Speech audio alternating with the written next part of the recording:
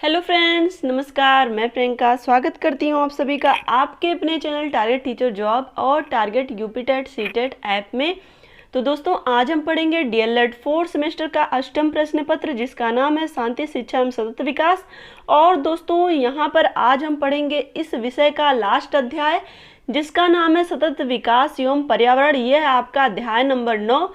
तो दोस्तों, ये है आपकी क्लास नंबर 29। तो चलिए देखते हैं यहाँ पे अध्याय नंबर 9 के अंतर्गत वनोन्मूलन यानी कि वनों की कटाई, डिफॉरेस्टेशन। डिफॉरेस्टेशन क्या होता है दोस्तों? वन प्राकृतिक संसाधनों के महत्वपूर्ण घटकों जैसे पेड़ पौधे, वनस्पति तथा जीव जंतु से समृद्ध होते हैं। तो दोस्तों, जैसा कि आपको पता ही है कि जो भी वन होते हैं उनको हम क्या कहते हैं? प्राकृतिक संसाधन, जिसमें पेड़ पौधे, वनस्पति, जीव जंतु ये सब कुछ आते हैं और जिस पर प्राणी मात्र का अस्तित्व टिका हुआ है। जैसा कि आपको पता है कि पौधों से ही हमें ऑक्सीजन मिलती है, जिसकी वजह से हमारा जीवन संभव है। मानवीय आवश्यकताओं की पूर्ति, औद्योगिकरण, जनसंख्या वृद्धि, शहरीकरण आदि कुछ ऐसे मुद्दे हैं जिनके कारण वन क्षेत्रों में तेजी से कमी होती जा रही है। तो दोस्तों, आपको पता है कि जैसे जैसे मनुष्य की आवश्यकता बढ़ रही है, उद्योग धंधों का विकास हो रहा है और यहाँ पे जनसंख्या बढ़ने की वजह से ही हमारी आवश्यकताएं बढ़ी हैं और उसकी वजह से लोग कहीं ना कहीं शहरीकरण का भी विकास हो रहा है। जहाँ पे औद्योगिकरण का विकास होने के साथ साथ शहरीकरण का विकास किस तरह से हो रहा है कि लोग अपनी शिक्षा की वजह से या फिर चिकित्सा की वजह से शहरों में जा कर के रहना शुरू कर रहे हैं। धीरे धीरे वहाँ पे अपना घर बनाना शुरू कर रहे हैं और उसके लिए कहीं ना कहीं उन्हें अत्यधिक क्षेत्रों की आवश्यकता पड़ी है और यहाँ इसकी वजह से धीरे धीरे शहरीकरण हो रहा है, तो धीरे धीरे वृक्षों की कटाई भी हो रही है। तो दोस्तों, यहाँ पर हम देखेंगे जिसकी वजह से वृक्षों में का जो क्षेत्र है, वन क्षेत्र जो है, वो उसमें कमी आ रही है। विभिन्न उद्देश्यों की पूर्ति हेतु तो वनों की कटाई को भी वनोन्मूलन की संज्ञा दी जाती है। तो दोस्तों, यहाँ पर देखिए अलग अलग उद्देश्यों को पूरा करने के लिए वनों की कटाई हो रही है। कहीं पे कृषि कार्य के लिए वनों को काटा जा रहा है, तो कहीं पे आवास बनाने के लिए वनों को काटा जा रहा है, तो कहीं पे फर्नीचर के लिए काटा जा रहा है, कहीं पर उद्योगों के लिए काटा जा रहा है। तो यहाँ पर अलग अलग उद्देश्यों की पूर्ति के लिए वनों की कटाई हो रही है और इसी को ही कहते हैं वनोन्मूलन। इसी को क्या कहते हैं? वनोन्मूलन। अब दोस्तों, यहाँ पर हम देखेंगे वनोन्मूलन का अगर आप विच्छेद करेंगे, वन प्लस उन्मूलन होता है, जिसका मतलब वन की उन्मूलन का मतलब होता है किसी भी चीज की समाप्ति। तो दोस्तों, यहाँ पर देखिए वनों की समाप्ति के क्या कारण हैं। मानव अपनी आवश्यकताओं की पूर्ति के लिए वनों को काट रहा है। वनों की अंधाधुंध कटाई देखकर यह तो स्पष्ट है कि वन मानव के लिए बहुत उपयोगी है। वनों की कटाई के दो प्रमुख कारण हैं। पहला इसमें देखिए प्राकृतिक कारण है और दूसरा है मानवीय कारण। तो दोस्तों, यहाँ पर वनों के उन्मूलन के दो कारण है। कटाई यहाँ पे सही नहीं लग रहा है, तो वनों के उन्मूलन के दो कारण है। पहला मानवीय कारण है, पहला यहाँ पे प्राकृतिक कारण है और दूसरा है मानवीय कारण। तो दोस्तों, चलिए देखते हैं। सबसे पहले हम देखेंगे प्राकृतिक कारण क्या है, किसकी वजह से वन कट रहे हैं, जिसमें प्रकृति उत्तरदायी है। किसकी वजह से वनों का उन्मूलन हो रहा है, जिसमें प्रकृति उत्तरदायी है। तो यहाँ पे देखेंगे पहला है प्राकृतिक कारण है। इसमें यहाँ देखिए प्राकृतिक घटनाओं जैसे मृदा अपरदन, भूस्खलन, प्रचंड वायु के वेग से वनों का विनाश हो जाता है और इन सभी कारणों को प्राकृतिक कारण माना जाता है। तो दोस्तों, जैसा कि आपको पता है, मृदा अपरदन का मतलब होता है जब मिट्टी की कटान बढ़ती है तो धीरे धीरे जो पेड़ पौधे होते हैं वो भी धीरे धीरे कहीं ना कहीं खिसकते हैं और उसकी वजह से अगर तेज हवा चली या फिर मिट्टी की कटान बहुत ज़्यादा हो गई तो उसकी वजह से जो पेड़ है वो अपने आप ही गिर जाते हैं। और भूस्खलन की वजह से भी, और प्रचंड वायु यानी कि बहुत तेज आंधी तूफान आएगा तब भी वनों को कहीं ना कहीं उनकी डाली या फिर उनके जड़ से ही वो उखड़ जाएंगे। अगर वो हल्के रहेंगे या फिर छोटे रहेंगे तो इस तरह से वनों का विनाश हो रहा है। तो ये यहाँ पर कैसे कारण हो गए? ये प्राकृतिक कारण हो गए, यानी कि यहाँ पे प्रकृति के माध्यम से वनों का उन्मूलन हो रहा है। कहीं ना कहीं प्रकृति की वजह से वनों की संख्या घट रही है, वनों में कहीं ना कहीं ह्रास हो रहा है। अब दोस्तों यहाँ पर हम देखेंगे मानवीय कारण। तो दोस्तों देखिए, प्राकृतिक कारण तो हम जो देखे, लेकिन मानवीय कारण बहुत ज़्यादा हैं। तो दोस्तों यहाँ पर देखिए, मानव अपने क्रियाकलापों के माध्यम से वनों का विनाश करता है। उनमें से कुछ कारण प्रमुख हैं जो इस प्रकार हैं। इसमें देखिए, पहला, वनों की कटाई। यद्यपि वन उद्योगों के लिए कच्चे माल के प्रमुख स्रोत हैं, तथापि मानव बिना किसी योजना के तथा मनमाने ढंग से वनों को काटता भी जा रहा है तथा उनके बदले में वृक्षारोपण यानी कि ट्री प्लांटेशन भी नहीं कर रहा है। तो दोस्तों जैसा कि आपको पता है कि वनों की कटाई बहुत ही तीव्र गति से हो रही है, चाहे वो उनके कृषि कार्य के लिए हो या फिर अलग अलग तरह की योजनाएं, जहाँ पे औद्योगिकरण की बात भी कर सकते हैं। तो उसकी वजह से वन तो कट रहे हैं, लेकिन उसकी जगह पे वृक्षारोपण नहीं हो रहा है, यानी कि ट्री प्लांटेशन नहीं हो रहा है, जिसकी वजह से कहीं ना कहीं जो वनोन्मूलन है वो हो रहा है। अब दोस्तों यहाँ पर देखेंगे हम दूसरा, ईंधन की आवश्यकता पूर्ति हेतु। तो दोस्तों ईंधन की आवश्यकता पूर्ति हेतु जनसंख्या वृद्धि के साथ साथ ईंधन की मांग 65 मिलियन टन से बढ़कर वर्ष 2001 तक 300 से 500 मिलियन टन हो गई थी और आज के समय में यह मांग दुगने से भी अधिक हो गई है, जिसकी पूर्ति करने के लिए वनों की कटाई पर दबाव बढ़ रहा है। तो दोस्तों आपको पता है कि जैसे जैसे जनसंख्या बढ़ रही है, ज़रूरतें बढ़ रही हैं और उसकी वजह से कहीं ना कहीं वनों को काटा जा रहा है। लेकिन वनों की कटाई तो इतनी तीव्र गति से हो रही है, लेकिन उतनी तीव्र गति से वृक्षारोपण नहीं हो रहा है, जिसकी वजह से वनोन्मूलन का जो खतरा है वो और तेजी से बढ़ रहा है। अब यहाँ पर हम देखेंगे नंबर तीसरा है विकास परियोजनाओं का संचालन। विभिन्न नदी घाटी परियोजनाओं, बांधों, सड़कों व खनन के कारण भी वनों की कटाई की जा रही है। तो दोस्तों यहाँ पर हम देखें विभिन्न नदी घाटी परियोजना, जिसमें साथ ही साथ जो भी यहाँ पे बंधों का मतलब यहाँ पे जानते हैं जो ऊंचे ऊंचे बांध बनाए जाते हैं, कहीं बिजली पैदा करने के लिए तो कहीं अलग अलग कार्यों के लिए। तो दोस्तों यहाँ पर या फिर हम कह सकते हैं जो नहरें बनाई जा रही हैं, तो रास्ते में जब भी नहरों की खुदाई हो रही है वहाँ पे जो भी पेड़ पड़ रहे हैं वो तो कटेंगे ही, और साथ ही साथ जो भी परियोजनाएं चल रही हैं उसमें भी नदी घाटी परियोजनाओं की बात यहाँ पे कर रहे हैं।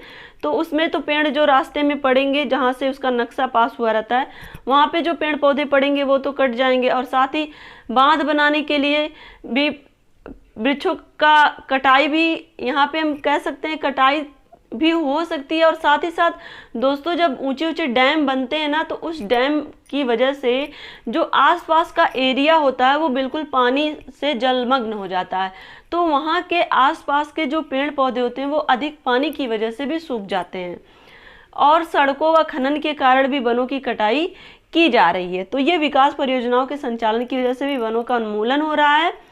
अब दोस्तों यहाँ पर हम देखेंगे नंबर 4 है भोजन की बढ़ती मांग। कृषि योग्य भूमि के लिए वनों की कटाई की जा रही है। दोस्तों जैसा कि आपको पता है कि कृषि के लिए भूमि की बढ़ती मांग के कारण अस्थायी कृषि योग्य भूमि बनाने के लिए भी, अस्थायी कृषि का मतलब अब वो जो क्षेत्र वनों का था, अब वो धीरे धीरे वो वन काट करके धीरे धीरे वो कृषि योग्य बना दिए जा रहे हैं, यानी कि अब परमानेंट वहाँ पे कृषि की जाएगी। तो यहाँ पर भोजन की बढ़ती मांग के लिए वनों को काटकर उसको कृषि योग्य भूमि बना दी जा रही है, और जिसकी वजह से वनों का उन्मूलन हो रहा है। अब दोस्तों यहाँ पर हम देखेंगे नंबर 5 है अत्यधिक चराई। वनों को चारागाह के रूप में प्रयोग करने और पशुओं द्वारा पौधों के बीजों के कुचलने से वनों के क्षेत्रफल में भी काफ़ी कमी आ रही है। और नंबर 6 है शहरीकरण की बढ़ती प्रवृत्ति। गांव-गांव तक सड़कों के निर्माण, रेल मार्गों की व्यवस्था जुटाने के लिए भी वनों की कटाई की जा रही है। शहरों में उद्योगों को स्थापित करने के लिए भी वनों को तेजी से काटा जा रहा है। और यहाँ पर देखेंगे नंबर 7 है कृषि संबंधी अज्ञानता। दोस्तों आदिम जाति व जनजाति के लोग स्वयं को वनों का स्वामी मानकर कृषि योग्य भूमि बनाने के चक्कर में आग लगाकर वनों को नष्ट कर देते थे, और 3-4 वर्ष कृषि करने के बाद भूमि का उपजाऊपन समाप्त होने पर पुनः अन्यत्र यही प्रक्रिया दोहराते थे। तो दोस्तों कहीं ना कहीं कृषि संबंधी अज्ञानता ही थी, या फिर हम कह सकते हैं उस समय उनके पास उतनी तकनीकी उपलब्ध नहीं थी, उन्हें इतना ज्ञान नहीं था, अज्ञानता इसको कहेंगे, जिसकी वजह से वो 3-4 साल के अंतराल पे अलग अलग जगह जा करके वो डिफॉरेस्टेशन कर रहे थे, वनों की कटाई कर रहे थे। अब दोस्तों यहाँ पर हम देखेंगे नंबर 8 है झूम कृषि। दोस्तों विश्व में 3 अरब से भी ज़्यादा लोग इस कृषि पर निर्भर हैं। ये लोग प्रतिवर्ष 5 लाख हेक्टेयर भूमि से वनों को जलाकर उनका सफाया कर देते हैं ताकि वे वहां पर कृषि कर सकें। इनका वनों के ह्रास में 50% योगदान रहता है। भारत के उत्तर पूर्वी राज्यों बिहार, आंध्र प्रदेश तथा मध्य प्रदेश के कुछ भाग इस कृषि की चपेट में हैं। तो दोस्तों जैसा कि पता ना, झूम कृषि में जो वन होते हैं उनको काट करके वहाँ पे लोग कृषि करते हैं और 3-4 साल के बाद ही वो फिर दूसरी जगह जाके इसी तरह की प्रक्रिया को दोहराते हैं। तो इससे भी क्या होता है, वनों का नुकसान हो रहा है। और दोस्तों यहाँ पर देखेंगे नंबर 9 है उद्योगों के लिए कच्चा माल। फर्नीचर, लकड़ी के डिब्बे, रेल की सीटें आदि बनाने के लिए प्लाईवुड व कागज की बढ़ती मांग के कारण वनों की कटाई पर दबाव बढ़ा है। असम में चाय व जम्मू कश्मीर में सेब के डिब्बे के लिए प्लाईवुड तथा देवदार के पेड़ों को निरंतर काटा जा रहा है। तो दोस्तों जैसा कि आपको पता है, उद्योगों के लिए कच्चा माल उपलब्ध हो इसके लिए भी वनों को काटा जाता है। जहाँ पर अगर हम बात करें असम में चाय व जम्मू कश्मीर में सेब के डिब्बों के लिए जो प्लाईवुड का यूज होता है वो देवदार के पेड़ों को निरंतर काटा जा रहा है उसके लिए। तो दोस्तों ये सारे कारण हैं जिसकी वजह से वनोन्मूलन हो रहे हैं। अब हम चलिए देखते हैं आगे। यहाँ पर भूमि अवक्रमण यानी कि मृदा अपरदन होता क्या है। दोस्तों जैसा कि हम सभी जानते हैं कि जड़ों का एक कार्य मृदा के बांधे रहना है। जहाँ घास, पेड़ पौधे आदि उगते हैं और वहाँ पर हवा या बहते जल से मृदा पर विशेष प्रभाव नहीं पड़ता है तथा भूमि बंजर होने से बच जाती है। और इसके विपरीत वनों को साफ करने से मृदा की ऊपरी सतह ढीली पड़ जाती है तथा हवा या जल के साथ साथ चली जाती है। तो दोस्तों जैसा कि आपको पता है, इसकी वजह से क्या होता है, मृदा अपरदन होता है। और यहाँ पे आगे हम देखें मृदा अपरदन के कारण क्या क्या होते हैं। मृदा अपरदन के अनेक कारण हैं जो इस प्रकार हैं। देखिए इसमें पहला अत्यधिक चराई। दोस्तों पहला इसमें अत्यधिक चराई, यहाँ पे हम देखेंगे पशुओं द्वारा अधिक चराई से भी वनस्पति नष्ट हो जाती है जिसके कारण भूमि बंजर हो जाती है। तो बंजर भूमि अत्यधिक जल को रोक नहीं सकती है, अतः तेज हवाओं के द्वारा मृदा का अपरदन हो जाता है। क्लियर। और दोस्तों यहाँ पे देखिए नंबर 2 है वनों में आग लगना। प्रायः वनों में आग लगने से भी मृदा अपरदन होता है। इस स्थिति के कारण मृदा पर 2 मुख्य कारकों जल तथा वायु का अत्यधिक प्रभाव पड़ता है जिसके कारण मृदा अपरदन होता है। और दोस्तों यहाँ पर देखेंगे नंबर 3 है वनों की कटाई। जनसंख्या वृद्धि के कारण कृषि के लिए इमारतों के निर्माण, सड़क, बांध और कारखाने बनाने के लिए भी भूमि की आवश्यकता होती है और इस आवश्यकता की पूर्ति के लिए वनों की कटाई की जाती है। दोस्तों वनों की कटाई से मृदा का पानी सूख जाता है और मृदा का मतलब यहाँ पे धरती से है और भूमि के जल जिससे कि भूमि का जो जल है वो रिस नहीं पाता है जिसके कारण मृदा के कण बारिश के जल द्वारा बह जाते हैं। जल नदियों में अपने साथ मृदा के कणों को लाता है जो तलछट मिट्टी के साथ जम जाता है जिसके कारण बाढ़ आती है और इस प्रकार वनों की कटाई से भूमि जो है वो बंजर हो जाती है।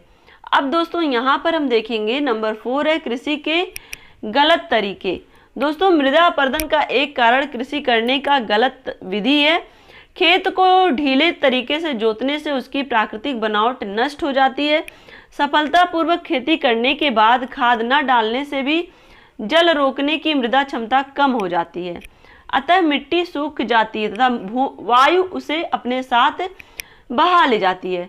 ढलुआदार स्थानों पर इस प्रकार की मिट्टी का जल द्वारा कटाव होता है, यानी कि जल जब बारिश होती है तो उसकी वजह से जो ढाल वाले स्थान होते हैं जहाँ पे खेती ढालू जगह जहाँ पे ढलान होता है तो ऐसी जगहों पे मिट्टी का कटाव भी पानी की वजह से ज़्यादा होता है और एक ही प्रकार की फसल बार बार लगातार उगाने से भी मिट्टी की उपजाऊ क्षमता नष्ट हो जाती है।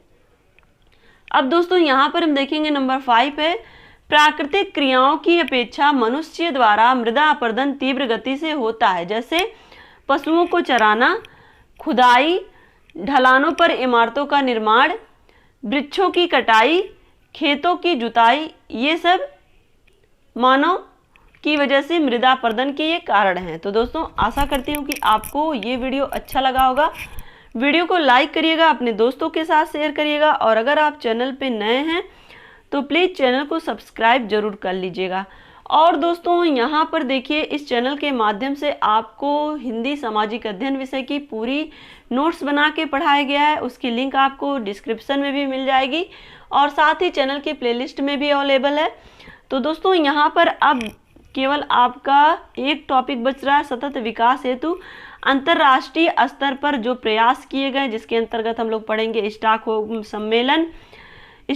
सम्मेलन, और इसके अलावा हम लोग पढ़ेंगे पर्यावरण से संबंधित कुछ टॉपिक, जिसमें रियो सम्मेलन वगैरह आएगा और जोहान्सबर्ग शिखर सम्मेलन आएगा।